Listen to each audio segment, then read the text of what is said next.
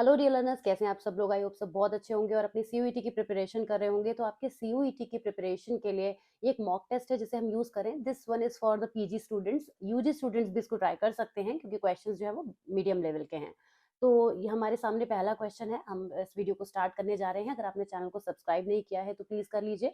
और पूरी प्लेलिस्ट है हमारे पास जहाँ पर हमने सीयूईटी की प्रैक्टिस सेट्स शेयर किए हुए हैं। वीडियो एक्सप्लेनेशन है क्वेश्चंस का, तो आप प्रैक्टिस कर सकते हैं, चाहे तो आपको काफी हेल्प मिलेगी। तो चलिए, क्वेश्चन नंबर 1 आपके सामने स्क्रीन पर है कि Bindu is a remarkable singer and she has won many accolades. She is known as a child prodigy. Which of the following terms best describe Bindu's ability. यहाँ पे एक वर्ड आप देख रहे हैं, प्रोडिजी। इसका मतलब होता है कि जब हम किसी बच्चे स्टूडेंट के बारे में ऐसी बात करते हैं तो हम उसकी एबिलिटी पर, किसी पर्टिकुलर एबिलिटी पर बात कर रहे हैं, क्योंकि वो एक सिंगर है। किसी पर्टिकुलर फील्ड में, किसी पर्टिकुलर डोमेन में एक्सेलेंस हासिल कर लेना किसी पर्सन का टैलेंट कहलाता है। तो ये जो क्वेश्चन है, यहाँ पे इसका करेक्ट आंसर हो जाएगा टैलेंट। तो बिंदु का जो एबिलिटीज हैं वो उसके टैलेंट की फॉर्म में डिफाइन होंगे। ओके, चलिए क्वेश्चन नंबर 2 की तरफ बढ़ते हैं। यहाँ पे आपको यहाँ पे डिटेल्ड आपको आंसर्स भी दिख जाएंगे। इसके अलावा Sternberg experiential intelligence includes which one? Creative problem solving, the ability to manipulate people's opinions, the ability to learn from future events, और basic academic skill. Experiential intelligence का जो दूसरा नाम है ना, वो है क्रिएटिव इंटेलिजेंस। यहाँ पे देखिए, क्रिएटिव इंटेलिजेंस और एक्सपेरिएंशियल इंटेलिजेंस में क्रिएटिव तरीके से प्रॉब्लम को सॉल्व किया जाता है। तो बहुत ही क्लियर है कि ये इसका आंसर होगा ही होगा। बट बाकी पॉइंट्स को भी देख लेते हैं। लोगों के ओपिनियन को मैनिपुलेट करना एक्सपेरिएंशियल इंटेलिजेंस नहीं होता। Ability to learn from future events, future events आप पहले कैसे लर्न कर सकते हैं, ऑफकोर्स ये तो एक बिग नो हो गया। उसके बाद बेसिक एकेडमिक स्किल्स, इसका भी यहाँ पे कोई मतलब नहीं है। तो एक्सपेरिएंशियल इंटेलिजेंस इज ऑल अबाउट कि जब आपके पास कोई एक्सपीरियंस होता है तो आप नए वर्क को और क्रिएटिवली कर पाते हैं, है ना। आप अपने एक्सपीरियंस के बेसिस पे कर पाते हैं। तो एक्सपेरिएंशियल इंटेलिजेंस का दूसरा नाम है क्रिएटिव इंटेलिजेंस, और इसके साथ ही क्रिएटिव प्रॉब्लम सॉल्विंग इसका करेक्ट आंसर हो गया। नेक्स्ट क्वेश्चन की तरफ बढ़ते हैं। If person has the skill of understanding the motive, feelings and behavior of other people, he or she is said to have. अगर आप दूसरों की प्रॉब्लम को समझ रहे हैं, दूसरों की तकलीफ को, मोटिव्स को, फीलिंग्स को, बिहेवियर को अंडरस्टैंड कर पा रहे हैं, तो आपने जिस टाइप की इंटेलिजेंस में मास्टरी हासिल की है वो कहलाता है इंटरपर्सनल इंटेलिजेंस। ओके, इंट्रा वो होता है जब आप खुद के बारे में करते हैं, इंटर वो होता है जब आप दूसरों को समझ पाते हैं, लिंग्विस्टिक होता है लैंग्वेज से रिलेटेड। तो लैंग्वेज का तो यहाँ कोई काम ही नहीं है। और सोशल इंटेलिजेंस वैसे तो टर्म नहीं होती है, बट सोशल केसेस में सोशली आप कैसे कितना अपना इंटेलिजेंस यूज कर पाते हैं उसको हम ये टर्म दे सकते हैं, बट बेसिकली सोशल इंटेलिजेंस कोई टर्म नहीं होती है। तो इंटरपर्सनल इंटेलिजेंस इसका करेक्ट आंसर हो जाएगा। ओके, जैसे आपको स्क्रीन पर इसका आंसर दिख ही रहा था, पर चलिए फिर भी मैंने बता ही दिया। Which approach considers intelligence as an aggregate of abilities? हमारी जो एबिलिटीज होती हैं उनका एग्रीगेट होती है ये अप्रोच। कौन सी अप्रोच होती है? ट्रायर्किक तो थ्योरी है, ये कोई अप्रोच नहीं है। साइकोमेट्रिक अप्रोच होती है। प्राइमरी मेंटल एबिलिटी का मॉडल है। पास मॉडल है। ऑप्शन में बड़ा ही क्लियर आपको दिख रहा है कि साइकोमेट्रिक की बात कर रहे हैं। वैसे मैं आपको ये भी बता दूं कि जो ट्रायर्किक थ्योरी है वो साइकोमेट्रिक अप्रोच पर बेस्ड नहीं है, वो इंफॉर्मेशन प्रोसेसिंग अप्रोच बेस्ड है। प्राइमरी मेंटल एबिलिटीज जो है वो आपकी, वो साइकोमेट्रिक अप्रोच बेस्ड है। लेकिन क्योंकि क्वेश्चन में अप्रोच ही डायरेक्ट पूछी गई है तो अप्रोच ही एक ही है यहाँ पे। आपको कंफ्यूज करने के लिए एटलीस्ट एक अप्रोच तो और देनी चाहिए थी। तो बनाने वालों ने क्वेश्चन में कुछ खास दिमाग नहीं लगाया है, इसीलिए हम ये कह सकते हैं कि जो साइकोमेट्रिक है इसका करेक्ट आंसर बहुत इजीली हमने ढूंढ लिया है। ठीक है ना, आगे बढ़ते हैं। अब बात करते हैं who propose the hierarchical model of intelligence. ये जितने भी आपको नाम यहाँ दिख रहे हैं सब ने ही इंटेलिजेंस का मॉडल दिया है। ओके, लेकिन जो ऑर्थर जेंसन है यहाँ पे, उन्होंने कहा कि इंटेलिजेंस की एक हायरार्की होती है। आप पहले एक बहुत ही लोअर लेवल का, रोट लर्निंग का, रट्टाफिकेशन वाला लेवल को एक्वायर करते हैं, जिसे एसोसिएटिव लर्निंग कहते हैं। देखिए नीचे आपको दिख भी रहा है एक्सप्लेनेशन में। मैं यहाँ पे थोड़ा सा इसमें चेंज करती हूँ तब जिससे कि आप आसानी से देख सकें। देखिए कि according to this model abilities operate at two levels, level 1 और लेवल 2। यानी लेवल 1 होता है जब आप किसी चीज को रटते हैं, रट्टाफिकेशन करते हैं। लेवल 2 होता है जब उसको आप अपने माइंड में समझ पाते हैं कि वो एग्जैक्टली क्या है, क्यों है। तो यही चीज यहाँ पे ऑर्थर जेंसन ने दी थी, इसीलिए ये इसका करेक्ट ऑप्शन हो जाता है कि ऑर्थर जेंसन ने हायरार्किकल मॉडल ऑफ इंटेलिजेंस दिया है। इनके अलावा किसी ने भी इंटेलिजेंस में हायरार्की नहीं दी है। तो नाम याद रखने की पूरी कोशिश कीजिएगा। चलिए आगे बढ़ते हैं, मैं भी थोड़ा नीचे आ जाती हूँ। चलिए यहाँ पे हम आते हैं नेक्स्ट क्वेश्चन की तरफ। Which one of the following competencies is not identified as facet of intelligence? जो इंडियन ट्रेडिशन है वो इंटेलिजेंस के 4 फैसेट्स देता है। 4 फैसेट्स का मतलब क्या हो गया, उनका ये कहना है कि ये 4 डायमेंशन होती हैं जिसमें इंडियन इंडियन पॉपुलेशन जो होती है वो अपना इंटेलिजेंस एग्जिबिट करती है। सबसे पहले वो कहते हैं कॉग्निटिव कैपेसिटी, इसका एक आंसर है पर हमसे पूछा है इज नॉट, कौन सा एक आंसर नहीं है, तो वो मैं आपको समझाऊंगी।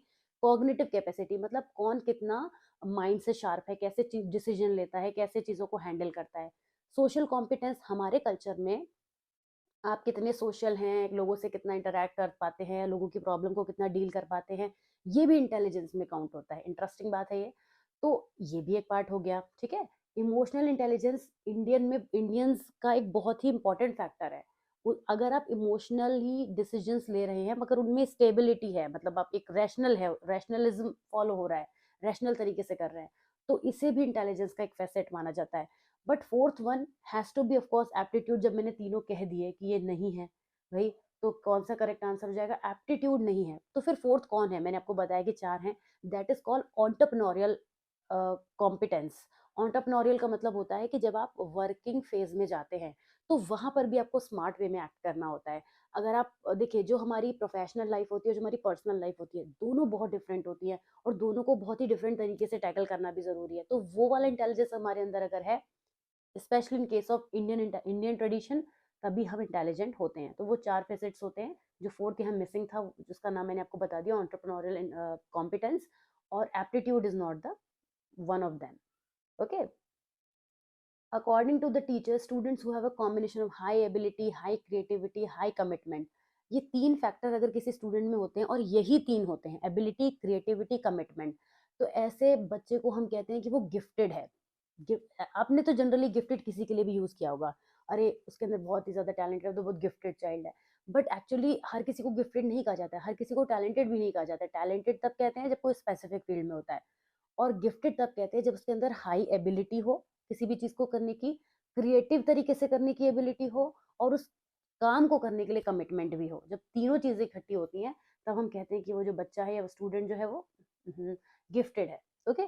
तो ये इसका करेक्ट आंसर है, गिफ्टेड, ध्यान में रखिएगा। नेक्स्ट क्वेश्चन की तरफ चलते हैं।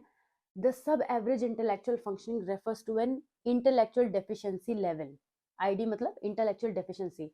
इंटेलेक्चुअल डेफिशिएंसी 70 के बिलो से स्टार्ट होती है, मतलब 70 से स्टार्ट हो जाती है बट बिलो में जाती है, ठीक है। ऊपर तो नहीं होगा ऑफकोर्स, क्योंकि ऊपर जितना आईक्यू होगा किसी पर्सन का, अगर आईक्यू 70 से नीचे है तो वो इंटेलेक्चुअली डेफिशिएंट है। तो यहाँ पे सब एवरेज इंटेलेक्चुअल फंक्शनिंग पूछी है, ओके, जो कि आईडी यानी इंटेलेक्चुअल डेफिशिएंसी को दिखाती है, तो वो 70 से स्टार्ट होती है, इसलिए इसका करेक्ट आंसर क्या हो जाएगा? 70। 80 90 तो होगा ही नहीं, इंटेलेक्चुअल डेफिशिएंसी में आता ही नहीं है। 70 इसका करेक्ट आंसर हो जाएगा।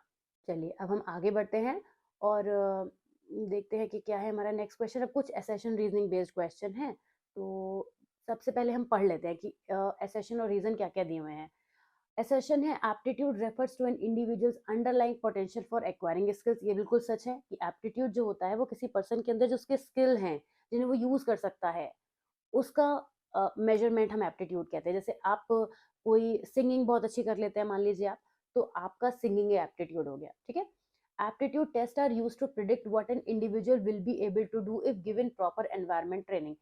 एप्टीट्यूड टेस्ट जो होते हैं वो इसलिए यूज होते हैं, या उनका इस तरह से भी हम यूज कर सकते हैं ये प्रिडिक्ट करने के लिए कि अगर कोई पर्टिकुलर एनवायरमेंट दिया जाए तो क्या पर्सन उस स्किल को निकाल कर दिखा पाएगा। अगर उसको उस चीज में ट्रेनिंग दी जाए तो क्या पर्सन उसको निखार पाएगा, क्योंकि क्योंकि उसके अंदर वो चीज एग्जिस्ट भी करनी चाहिए। जो चीज किसी के अंदर एग्जिस्ट ही नहीं करती उसको आप ट्रेनिंग से भी क्रिएट नहीं कर सकते, ठीक है ना। तो ये दोनों बातें ट्रू हैं, लेकिन जो रीजन है वो एसेशन का एक्सप्लेनेशन नहीं है। तो यहाँ पे बड़ी सिंपल सी बात हो गई कि assertion reason both are true but reason R is not the correct explanation of assertion A। Clear? बहुत सिंपल सा था ये, दोनों ही जो थे वो एप्टीट्यूड के केस में क्वेश्चन थे, because they are not cause and effect. Okay. अब हमारे पास आता है नेक्स्ट एसेशन रीजन, जिसमें हम बोलते हैं कि the pass processes operates on a knowledge base. जो पास मॉडल है वो नॉलेज बेस पर ऑपरेट करता है, ठीक है। ये एक फैक्ट है, ये ट्रू है statement. The knowledge base is developed by reading and writing alone. Knowledge base केवल रीडिंग और राइटिंग से ही क्रिएट होती है, ये तो आपको समझ में आ ही रहा है कि रीजन तो बिल्कुल गलत है। नॉलेज केवल राइटिंग और रीडिंग से नहीं आती है, अगर ऐसे आती तो फिर हर कोई नॉलेजेबल हो जाता। एक्सपीरियंसेस से आती है, बहुत सारी चीज़ों से आती है जो हमारे आसपास होती हैं, प्रेजेंट से आती है, हमारे पास्ट से भी आती है, डिफरेंट चीज़ों से आती है। तो हमारे पास इसका जो ऑप्शन होगा वो होगा कि assertion A is true, reason R is false. Clear? चलिए, ए तो ट्रू है ही, मैंने आपको बता दिया था। आगे बढ़ते हैं। अब हमारे पास नेक्स्ट है, some verbal test require responses in written form. कुछ वर्बल टेस्ट जो होते हैं उनको हम रिटन फॉर्म में, हमें उनकी ज़रूरत होती है। Verbal test can only be administered to literate people. जो वर्बल टेस्ट होते हैं वो केवल लिटरेट पीपल पर ही अप्लाई हो पाते हैं। ये दोनों ही बातें सच हैं। जो वर्बल टेस्ट होते हैं उनमें रिटन फॉर्म में रिक्वायरमेंट होती है, और वर्बल टेस्ट केवल लिटरेट लोगों पर ही अप्लाई किए जाते हैं। पर ये बातें, ये एक दूसरे का कॉज एंड इफेक्ट नहीं है, यहाँ पे रिलेशनशिप नहीं है। तो यहाँ पे जो हमारा आंसर हो जाएगा वो हो जाएगा कि A and R both are true, but R is not the correct explanation of assertion A. ठीक है, सिंपल सा था ये भी। Both statements of facts are about verbal test, तो दोनों ट्रू ही हैं। अब आते हैं क्वेश्चन नंबर 12 पर। यहाँ पे कहते हैं कि a psychological test in objective and standardise measure of an individual's mental और बिहेवियरल कैरेक्टरिस्टिक्स। साइकोलॉजिकल टेस्ट जो होता है वो एक ऑब्जेक्टिव और स्टैंडर्डाइज मेजर होता है, उसको स्टैंडर्ड्स के अंदर होते हैं, उसको उस तरीके से बनाया जाता है, और किसी भी पर्सन के मेंटल और बिहेवियरल कैरेक्टरिस्टिक्स को उसके थ्रू मेजर किया जाता है, ये भी सच है। Psychological test measures psychological attribute such as weight, height, arm length. No, psychological attributes तो ये है ही नहीं, ये तो फिजियोलॉजिकल एट्रीब्यूट्स है। किसी भी पर्सन का वेट, हाइट, ये सब चीजें किसमें आती हैं, जिसको हम क्वांटिफाई कर सकते हैं, जिसको हम मेजर कर सकते हैं, एग्जैक्ट एग्जैक्ट बता सकते हैं, डेसिमल के बाद भी वैल्यू बता सकते हैं, वो फिजियोलॉजिकल कैरेक्टरिस्टिक्स होती है, ना कि साइकोलॉजिकल। साइकोलॉजिकल कैरेक्टरिस्टिक्स हमेशा एडजेक्टिव्स की फॉर्म में होती है। कोई कितना इंटेलिजेंट है, किसी के अंदर कितनी एबिलिटी है, आप इसको एग्जैक्ट नहीं बता सकते, आप 100% नहीं कह सकते, आप 20% नहीं कह सकते ना।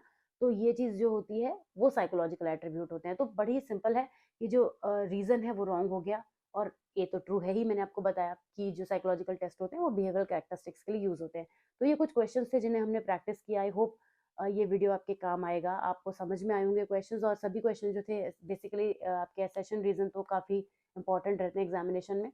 सो if you have found this video useful then please don't forget to subscribe to the channel, अगर आपने अभी तक चैनल को सब्सक्राइब नहीं किया है तो।